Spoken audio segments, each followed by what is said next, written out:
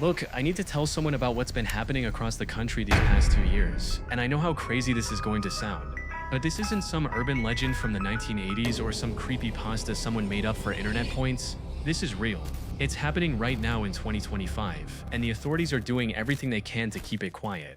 Before I tell you everything, I need to ask, have any of you experienced something similar? Please comment below if you've seen anything like what I'm about to describe, because this case is causing genuine terror across America and families deserve to know the truth about these mysterious disappearances. You've probably seen the paranormal investigations and unsolved mystery reports about missing children, the true crime documentaries that get buried on page 6 or disappear from social media feeds after a few hours, kids vanishing from suburbs in Ohio, apartment complexes in Texas, playgrounds in Oregon, always the same supernatural pattern. Always dismissed as runaways or custody disputes or trafficking cases that local police are actively investigating. But there's something they're not telling us about these unexplained phenomena. Something that connects all these eerie disappearances to reports of a haunted white ice cream truck that operates in the dead of night like a cursed vehicle from ghost stories, playing children's songs through speakers that sound like they're underwater. I first heard about it on TikTok, then Reddit, then local Facebook groups where parents share scary videos and urban legends asking if anyone else has seen the mysterious truck that shouldn't exist. The posts get deleted fast, accounts get suspended, and people start saying maybe they imagined the whole terrifying encounter. But the children are still missing, still out there somewhere, and that cursed truck, that goddamn haunted vehicle, keeps showing up in neighborhoods where kids used to feel safe playing outside until the streetlights came on.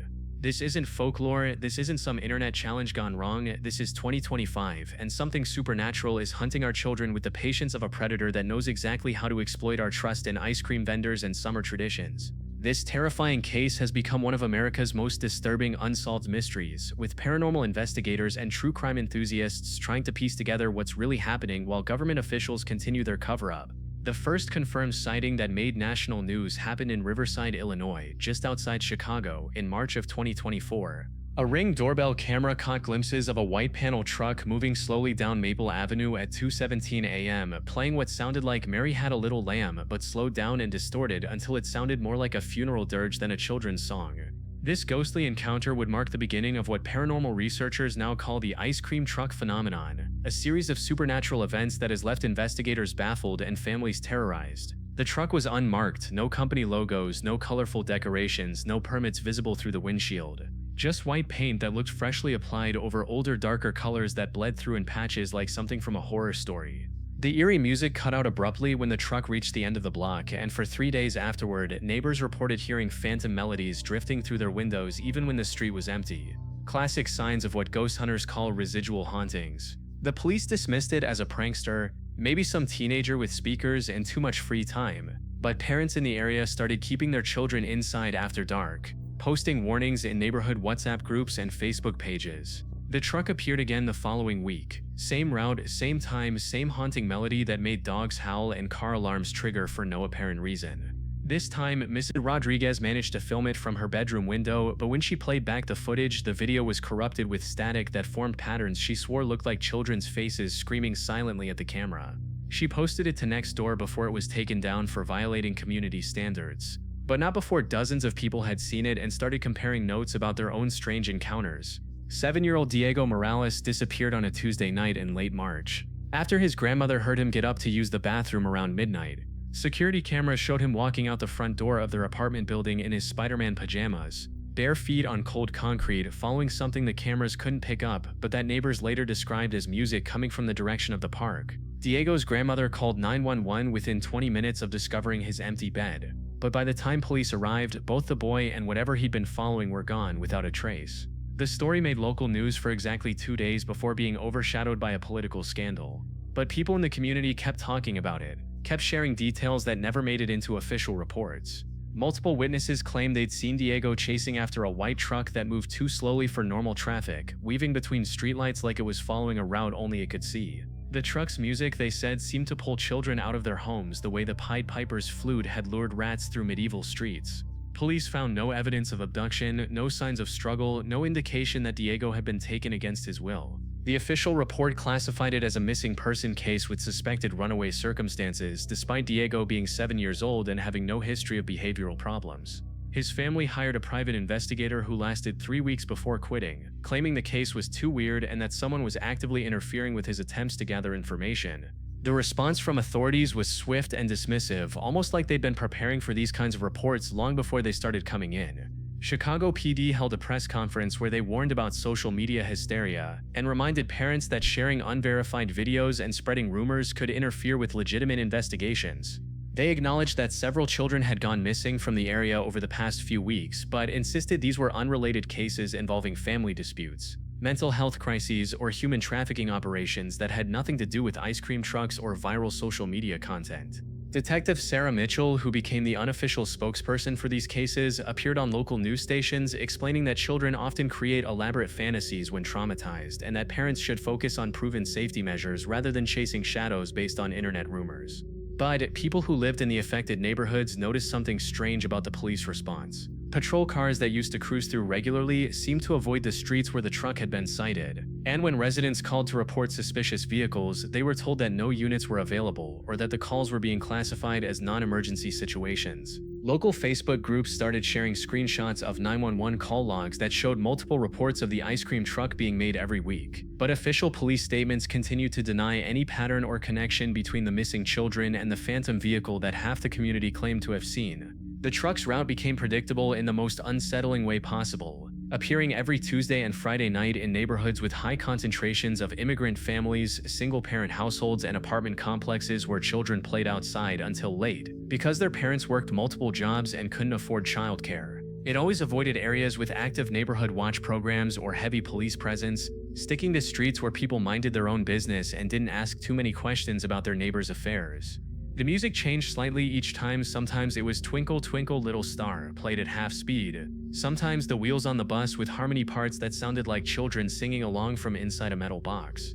Parents started tracking the sightings on private Discord servers and encrypted messaging apps, creating maps that showed the truck's movements across Chicago's south side, then expanding outward to suburbs in Indiana and Wisconsin. The pattern suggested someone who knew these communities intimately, who understood which streets had broken streetlights, which apartment buildings had security cameras that hadn't worked in years, which playgrounds were hidden from main roads where screams might go unheard. Children who lived in the affected areas started having the same nightmares about carnival music that played backwards and men in white uniforms who smelled like vanilla and antiseptic. Parents whispered to each other in grocery store aisles and school pickup lines, sharing phone numbers and creating informal networks to keep track of each other's children.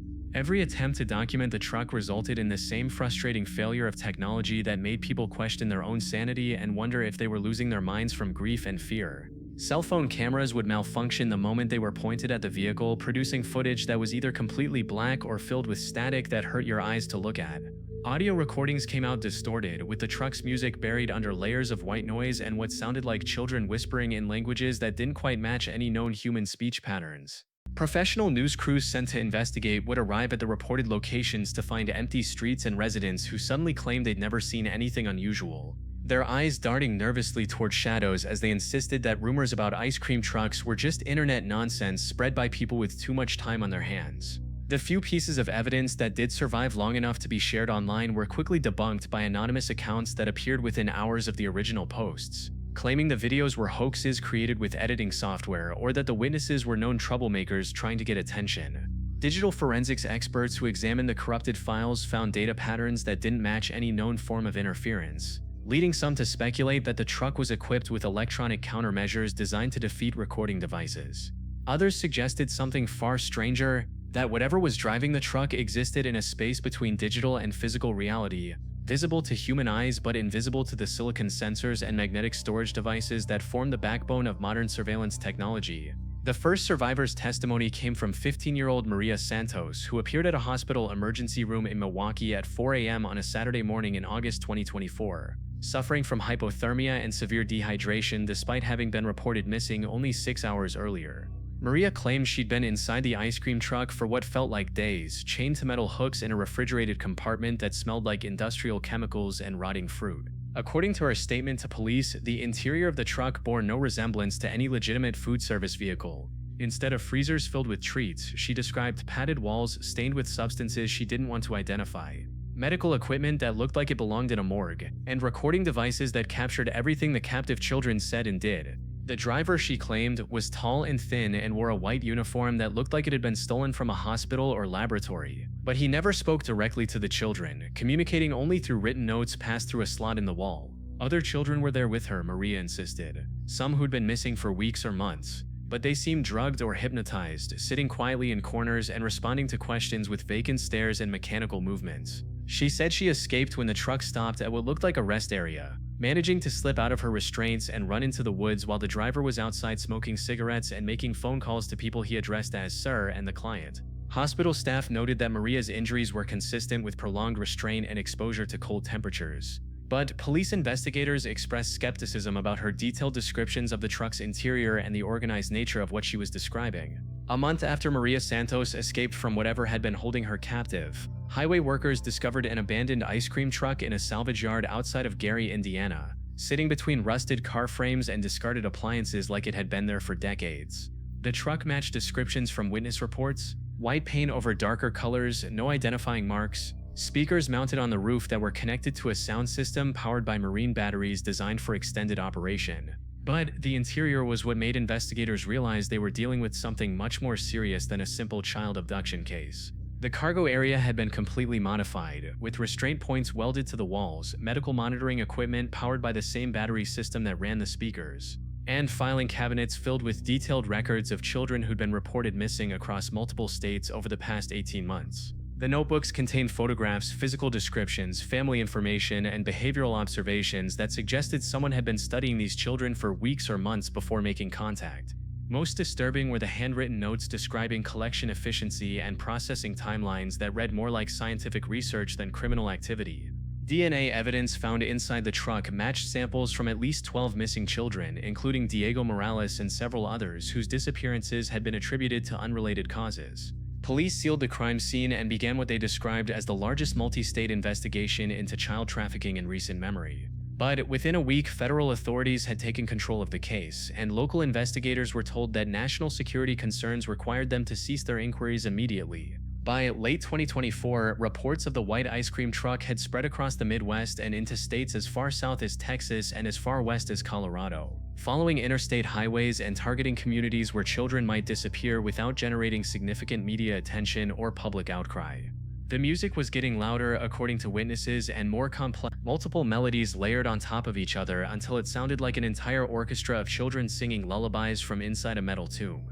Parents in affected areas started reporting that their children could hear the music even when no truck was present, humming the distorted melodies in their sleep and asking questions about friends they'd never met who lived in the cold place where the music comes from.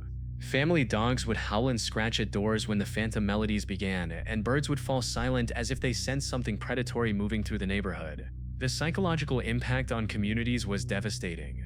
Parents afraid to let children play outside, families moving away from areas where the truck had been sighted, schools implementing lockdown procedures for situations that didn't fit any existing emergency protocol. Social media platforms started censoring posts about the ice cream truck, claiming they violated policies against spreading misinformation or causing public panic. But private messaging groups continued to share sightings and theories about who might be behind the coordinated campaign of terror. Some believed it was human traffickers using ice cream trucks as mobile collection points. Others speculated about government experiments or cult activity that required children as subjects. The truth, whatever it was, seemed designed to stay hidden behind layers of official denial and digital suppression that made real investigation almost impossible. I decided to confront the truck directly after it appeared outside my house for the third time in 2 weeks, parking under the streetlight like it was challenging me to acknowledge what everyone in the neighborhood pretended not to see. This was January 2025, during one of those polar vortex cold snaps that make the Midwest feel like an alien planet, and I'd been tracking the truck's appearances on a map that showed a clear pattern of escalation. The sightings were becoming more frequent, the music was getting louder, and children were starting to disappear from areas where the truck had been spotted just days or hours earlier. My own 8-year-old nephew had started sleepwalking, something he'd never done before, and my sister found him standing at their front door at 3 a.m. with his coat on, trying to open the locks while humming a song she didn't recognize. When I heard that familiar, distorted melody drifting through my bedroom window on a Tuesday night, I grabbed my phone, put on boots and a heavy coat, and walked outside to finally get some answers. The truck was exactly as witnesses had described. White paint over darker colors, no identifying marks, speakers that filled the air with music that sounded like childhood memories being played backwards through broken equipment. The engine was running, but I couldn't see the driver through the windshield, just a vague shadow that might have been a person or might have been something else entirely. As I approached the passenger side of the truck, the music cut off abruptly, leaving behind a silence so complete that I could hear my heart pounding in my chest and the sound of snow crunching under my boots. I was maybe 10 feet away when the driver's door opened with a creak that sounded like metal screaming in pain, and something tall and thin unfolded itself from behind the steering wheel. The figure that emerged from the truck was human-shaped but wrong in ways that made my brain struggle to process what I was seeing. Tall, maybe 7 feet, wearing what looked like a white uniform that might have belonged to a medical professional or food service worker, but the fabric hung off its frame like it was several sizes too large, or like the thing wearing it wasn't quite the right shape to fill it properly. I couldn't make out its face despite the streetlight directly overhead, not because it was hidden or obscured, but because looking at where its face should be made my eyes water and my head hurt like I was trying to focus on something that existed just outside the range of human perception. It moved toward me with deliberate steps that made no sound on the pavement, and I realized that despite the sub-freezing temperature, I couldn't see its breath in the air. Couldn't see any sign that it was breathing at all. The smell that reached me as it approached was wrong too. Not the vanilla and chemical scent Maria Santos had described, but something that reminded me of hospitals and morgues, and places where things go to die slowly under fluorescent lights. Every instinct I had was screaming at me to run, to get back inside my house and lock every door and window.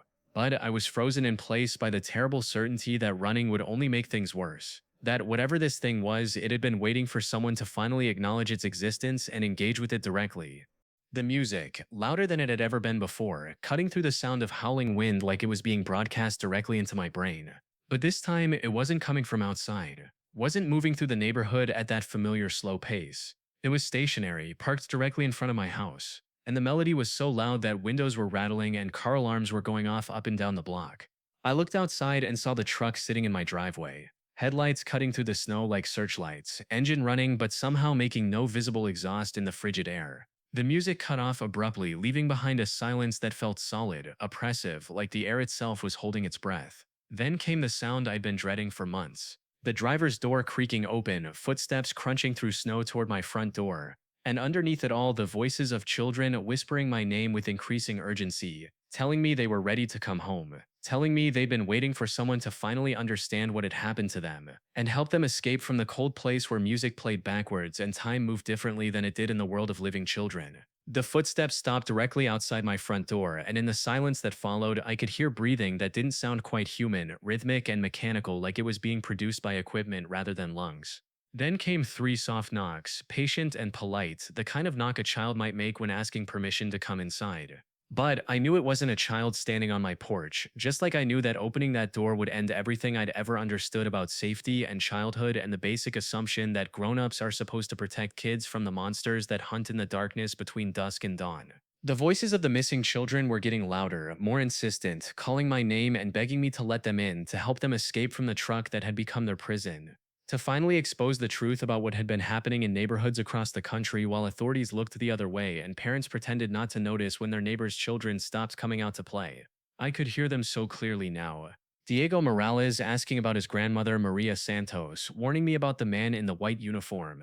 Dozens of other children whose names I'd researched and whose faces I'd memorized, telling me that I was their only hope of ever seeing their families again. The knocking came again, more urgent this time, and I realized that whatever was standing outside my door wasn't going to wait much longer for me to make a decision about whether to face it directly or spend the rest of my life listening to the voices of children who trusted the wrong music and followed it into darkness. They couldn't escape from alone. I'm writing this right now at 3:47 a.m. on February 23, 2025, while that thing is still outside my door, still knocking with the patience of a predator that knows its prey has nowhere left to run.